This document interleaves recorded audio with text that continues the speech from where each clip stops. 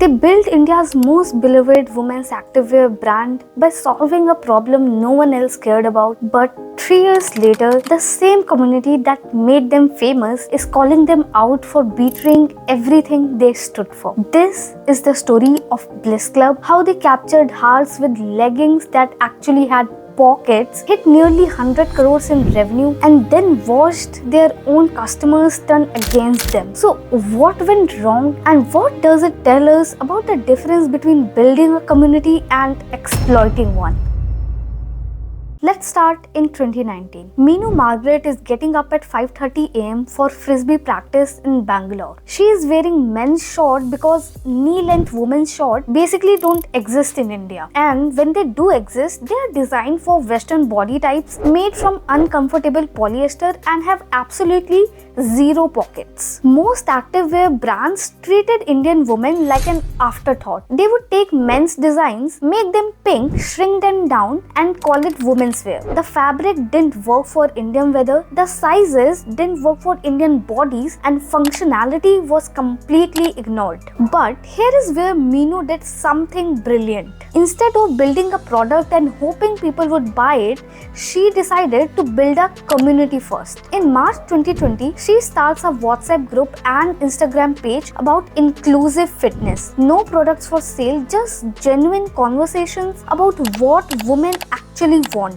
For 9 months, she listened carefully. What colors do you want? Pockets on the left or right? How high should the waistband be? She was co-creating with her future customers instead of guessing what they might want. In December 2020, BlissClub finally launches their first product. One item, the ultimate leggings. 4 functional pockets, high waistband, fabric that actually worked in India's tropical weather. They sold out within hours. By 2022, they hit 15 crores in revenue. 2023, 68 crores. 2024, over 90 crores. They raised $18 million from investors who saw the same thing everyone else did. BlissClub had cracked the code on something bigger brands couldn't figure out.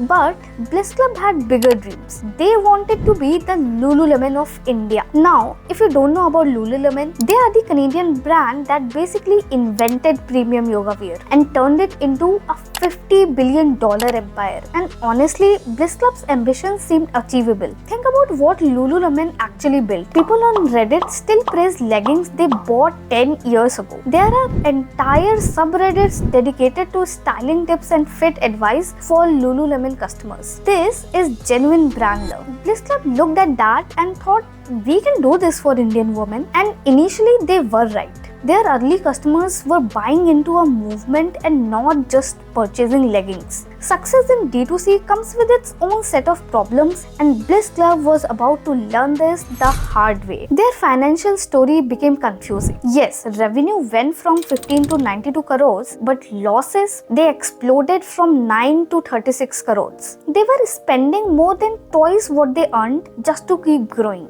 And the competition wasn't staying still. The Indian activewear market was heating up fast. Decathlon was expanding aggressively with their affordable range. International brands were doubling down on India, and new D2C players were launching every month. BlissClub suddenly wasn't the only option for Indian women. The manufacturing reality became a major challenge. When you are making 1,000 leggings, every piece can be perfect. But when you are scaling to 1 lakh pieces, quality control becomes a logistics nightmare. They started expanding everywhere. Travel wear, swimwear, innerwear. Remember, this is the brand that spent 9 months perfecting 1 pair of leggings. Now they are launching new categories every few months. And then there was the marketing fatigue. BlissClub was everywhere. Every fitness influencer, every lifestyle blogger, every Instagram story, at some point seeing another BlissClub collaboration became exhausting for consumers. The exclusivity was gone. By 2024, reality caught up with them. BlissClub laid off 21 people, which was 18% of their workforce. The reason? They couldn't raise fresh funding at a higher valuation. Their latest round was at a flat valuation. Basically, for investors, the company wasn't worth any more than it was a year ago. And this is where we need to look at what customers were actually saying. I dig into Reddit for brand research because people share their honest opinions there. Brands can delete Instagram comments, control their Facebook pages, but on Reddit you get unfiltered consumer feedback. So what were BlissClub customers saying by 2024? The pattern was concerning. Users who had been loyal customers for years were reporting serious quality issues. One long-time customer explained how her first BlissClub leggings from 3 years ago were excellent, but recent purchases were falling apart. Customers reported pilling just after 3 washes, even with minimal use. Compare this to Lululemon customers who regularly praise products they have owned for years. But quality issues were just the beginning. Users started reporting customer service problems that went against everything BlissClub originally stood for. People found their negative comments being deleted from Instagram even when they included constructive feedback. Some users reported that even CEO responses acknowledging quality issues were later removed. Think about this for a second. BlissClub built their brand on community feedback, but when that feedback turned negative, they started silencing it. This destroyed the trust they had carefully built over years. By this point, loyal customers were actively warning others away from the brand, sharing details of their disappointing experiences. What makes this worse? Minu's husband, Vidit Atre, is the CEO of Misho. This means BlissClub had access to e-commerce expertise and funding networks that most D2C brands could only dream of. Even with every advantage, they ended up losing their core community. So, what can we learn from BlissClub's story? First, community is not a marketing strategy that you can turn on and off. When BlissClub listened to their customers for 9 months before launching, they built real trust. But when they started deleting negative comments, they broke that trust. Second, quality at scale is challenging,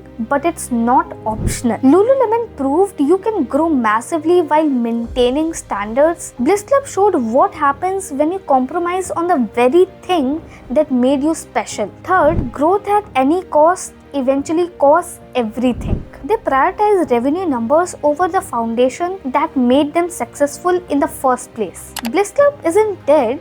They're still selling, still marketing, still growing, but they have lost something you can't buy back: genuine community love. And in the D2C world, that's often the difference between a brand and a business. What do you think? Have you tried BlissClub? Let me know in the comments, and also tell me which other brands you would like me to break down next.